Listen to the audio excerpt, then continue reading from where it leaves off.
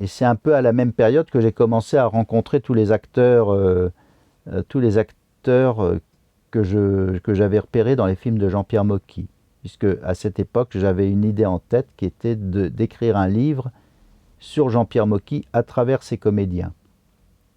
Donc j'ai rencontré aussi bien les seconds rôles de Jean-Pierre Mocky. Alors malheureusement, Jean-Claude Rémoleux était mort en 1985, ça c'est un regret. C'était impossible à rencontrer, mais j'ai correspondu avec sa mère, qui était toujours vivante, qui avait 92-93 ans, Gabrielle Rémoleux. Et j'ai rencontré des gens comme Dominique Zardi, qui est peut-être le second rôle le plus célèbre de Mocky, mais j'ai rencontré Roger Lumon, Rudy Lenoir, Micha Bayard, plein de gens comme ça, et puis des gens un peu plus connus comme Roland Blanche, et même des gens très connus, puisque j'ai interviewé Michel Serrault, Michael Lonsdale. J'ai essayé de voir plein de gens, et des gens vraiment pas connus non plus. C'était déjà ce parti pris de mettre à pied d'égalité tous les acteurs.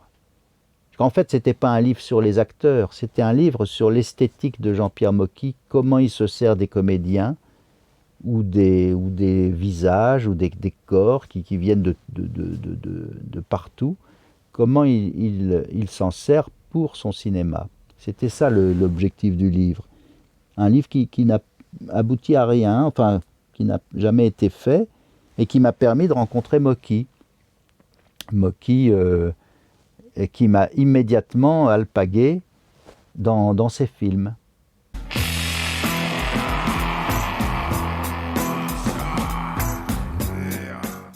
Parce qu'à l'époque, alors ça c'était un peu après ma période d'objection de conscience qui a duré 2 ans. Je crois que j'ai fait vraiment les 2 ans parce qu'on avait le droit de partir avec 3 mois, quelle était l'expression, 3 mois sans solde. 3 mois de congé sans solde. Mais bon, moi ça me plaisait, parce que j'étais au Secours catholique, je profitais du téléphone de bureau pour prendre mes appels et prendre mes rendez-vous avec mes acteurs. Donc moi j'étais bien là, comme ça j'aurais peut-être pu encore faire une année de plus. Mais je trouvais qu'il y avait un certain confort, même si c'était pas c'était pas, il n'y avait pas de salaire, enfin c'était une indemnité extrêmement faible, parce que c'est comme s'il y avait quelque chose de punitif dans cette indemnité. Puisque vous avez décidé d'être objecteur de conscience et non pas militaire, eh bien, soit vous le devenez, mais vous faites 2 ans au lieu d'1, et par-dessus le marché, votre solde va être très très faible. Donc je crois qu'il y avait cette volonté comme ça de punir, en fait, de punir le refus d'être militaire, de faire son service, de faire l'armée.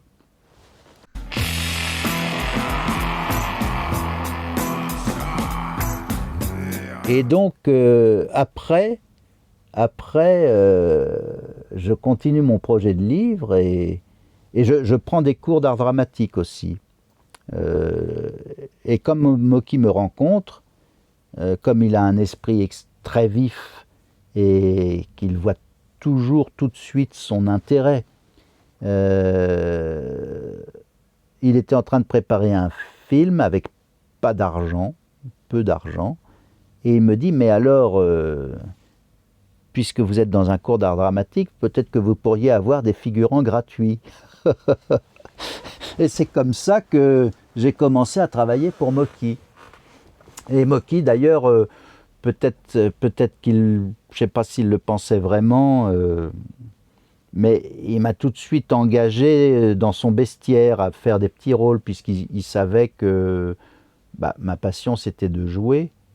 Donc il m'a tout de suite confié des rôles, mais j'ai très vite compris que pour Mocky, ce qui était le plus précieux à ses yeux, c'était que je sois son assistant.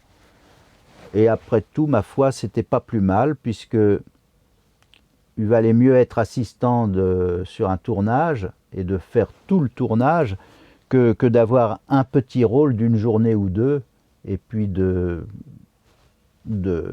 faire juste un petit tour comme ça sur le plateau, et puis de repartir et d'attendre le prochain film.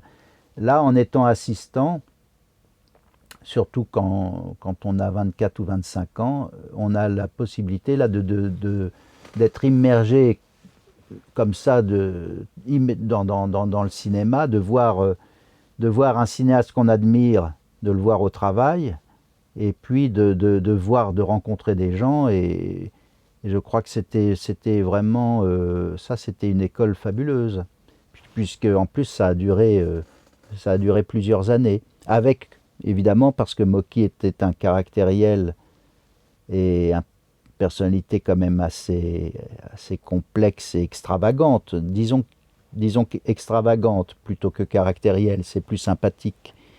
Mais c'était de notoriété publique qu'avec Mocky, il y a toujours un moment où on se fâche. Donc il y a eu une période de plusieurs mois, presque un an, où il y a eu une rupture. Parce que Mocky avait appris que je l'imitais. Et donc ça ne lui plaisait pas du tout. Il admettait que des acteurs l'imitent, des acteurs connus, des Jean-François Stévenin par exemple, et puis, mais un assistant n'a pas à imiter son réalisateur. C'est quelque chose qu'il ne pardonne pas. Donc on a eu un moment de rupture, c'était après Noir comme le souvenir, en 1994. Il a même failli me virer du tournage à cette époque, et c'est la production qui m'a maintenu contre Mocky, parce que, enfin, là c'est bien, les producteurs ont été corrects.